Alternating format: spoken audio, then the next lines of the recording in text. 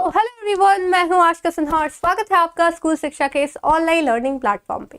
तो आज की इस वीडियो में हम लोग डिस्कस करने वाले हैं हमारे सोशल साइंस सिलेबस की स्ट्रैटेजी के बारे में कि किस तरीके से, किस टेक्निक के साथ आप पढ़कर जो अपने CHS 9th का एंट्रेंस एग्जाम है उसको क्रैक कर सकते हैं। ठीक है, तो बिना किसी देरी के चलिए वीडियो जो है वो शुरू करते हैं। इससे पहले हमने सिलेबस की बात करी थी, तो आप उसको ध्यान में रख सकते हैं कि जो 20 क्वेश्चन है आउट ऑफ 100 आपके सोशल साइंस से आते हैं। तो उस जो 20 क्वेश्चन है वो 20 के 20 आप कैसे सही कर सकते हैं, इस चीज पर हम लोग बात करने वाले हैं, क्योंकि अब आपको सिलेबस जो है वो क्लियर हो गया होगा कि आपके किस किस टॉपिक से क्वेश्चन आते हैं। तो जैसा कि आपको पता है कि टाइम भी अब आपके पास बहुत कम है, तो आपको अब जो भी करना होगा वो एकदम फुल एंड फाइनल करना होगा।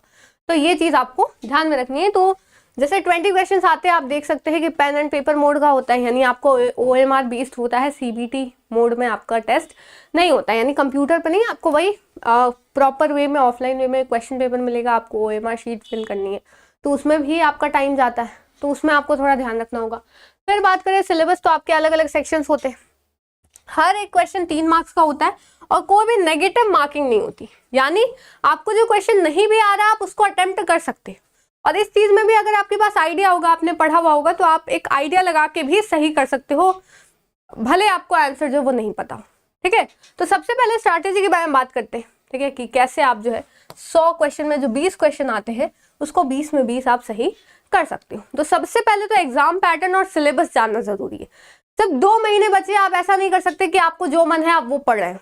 जो एग्जैक्ट आपके सिलेबस में आता है ना, जो आपके एग्जाम पेपर में पूछा जाता है वो आपको पता होना चाहिए और उसी में से अब आपको पढ़ना होगा, क्योंकि 2 महीने आपके पास अप्रॉक्स बचे हैं, तो उसी में आपको तैयारी करनी है। ठीक है, तो पहला तो ये चीज हो गया। दूसरी, आपके पास एक स्टडी प्लान होना चाहिए, क्योंकि 2 महीने में आपके पास हर दिन में 24 ही घंटे होंगे और सबके पास अब 2 महीने, सारे ही स्टूडेंट्स के पास, तो आप उसको कैसे जो है वो यूज कर रहे हो उस टाइम का, ये आपके ऊपर डिपेंड करता है। तो आपको हर एक सब्जेक्ट को टाइम देना है, ये भी नहीं कि आपके सिर्फ सोशल साइंस पे ध्यान देना है। तो आपके पास एक प्रॉपर स्टडी प्लान होना चाहिए कि आप जो है कैसे डेली क्या क्या पढ़ रहे हो, है ना, कितना पढ़ रहे हो और अच्छे से पढ़ रहे हो कि नहीं। ये नहीं कि आप 7-7 घंटे बैठे हो एंड आपने सिर्फ एक चैप्टर किया, तो वो तो गलत है। तो आपकी प्रोडक्टिविटी भी होनी चाहिए, ये नहीं कि बस टाइम पास कर रहे कि बैठे थे हम लोग पढ़ने के लिए। आपके गोल्स होने चाहिए जो पूरे हो रहे हो, वीकली गोल्स होने चाहिए कि इस वीक में ये चैप्टर कंप्लीट हो जाने चाहिए, ये टॉपिक्स हो जाने चाहिए, इतने क्वेश्चंस कम से कम अटेम्प्ट हो जाने चाहिए या फिर प्रैक्टिस हो जाने चाहिए मेरे से। तो ये आता है। फिर आते हैं रिविजन टाइम भी आपको देना होगा, क्योंकि आप अगर नई अभी अगर जो लोग तैयारी शुरू कर रहे हैं तो वो नई चीजें पढ़ेंगे तो पुरानी आप भूलना शुरू कर देंगे, या जो ऑलरेडी पढ़े हुए हैं तो उनको लगता है कि हमने तो ये सब पढ़ रखा है, लेकिन बाद में आप जब ओपन करेंगे उसको आपको लगेगा ये तो पहली बार पढ़ रहे हैं। तो इसीलिए आपको क्या करना होगा कि प्रॉपर रिविजन भी करते रहना होगा। तो ये चीज है। ठीक है, और रिविजन के बारे में ऑलरेडी एक वीडियो गई थी कि कैसे आप रिविजन अच्छे से कर सकते हो, तो वो भी आप चेक कर सकते हो। नेक्स्ट आते हैं कि आपके पास स्टडी मटेरियल होना चाहिए कि पढ़े कहाँ से भाई। तो आप NCERT टेक्स्ट बुक का यूज कर सकते हो, साइंस और सोशल साइंस, क्योंकि हम लोग यहाँ सोशल साइंस की बात कर रहे हैं, तो सोशल साइंस के लिए आप NCERT पे पूरी तरह डिपेंडेंट हो सकते हो।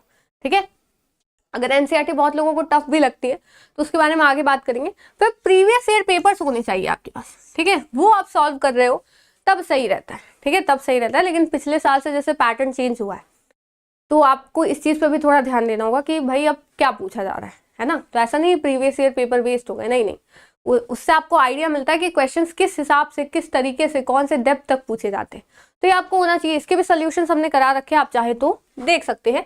आगे चलते हैं। फिर आता है स्टडी टेक्निक आपको आनी चाहिए, एक्टिव लर्निंग करनी होगी। मतलब क्या है कि आप जो पढ़ रहे हो वो आपको याद होना चाहिए, बस रीडिंग नहीं डालना है सोशल साइंस में, क्योंकि सबको लगता है ये याद ही करने वाली चीज है। याद करने वाले कुछ एलिमेंट्स होते हैं, वो हर एक सब्जेक्ट में होते हैं। मैथ्स में भी आपको याद करना होता है, कुछ जो फॉर्मूला होता है, ये सारी चीजें होती है। साइंस में भी आपको याद करना होता है, हर एक सब्जेक्ट में कुछ चीजें याद करने वाली होती है, सिर्फ सोशल साइंस में ही।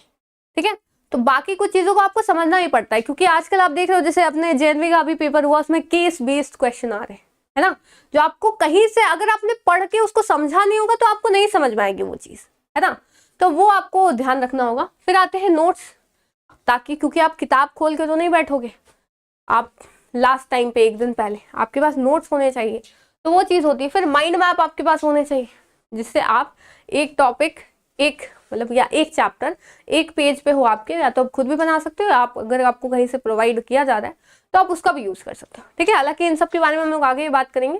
फिर बात करते हैं कि मेन चीज है आपका प्रैक्टिस। अगर आप गाड़ी चलाने के बारे में सीख रहे हो, बस यूट्यूब पे वीडियो देख रहे हो या कोई आपको बता रहा है, आप बस बैठ कर देख रहे हो, उससे आप गाड़ी चलाना नहीं सीखते, वो आपकी ट्रेनिंग होती है। एक्चुअल चीज आपकी प्रैक्टिस कब होगी, जब एक्चुअली वो जो स्टीयरिंग होगी वो आपके हाथ में होगी, है ना। तो वही चीज है, जब तक आप क्वेश्चन की प्रैक्टिस नहीं करोगे तो जो रियल आपका पेपर होने वाला है उसमें आप अच्छे से परफॉर्म नहीं कर पाओगे।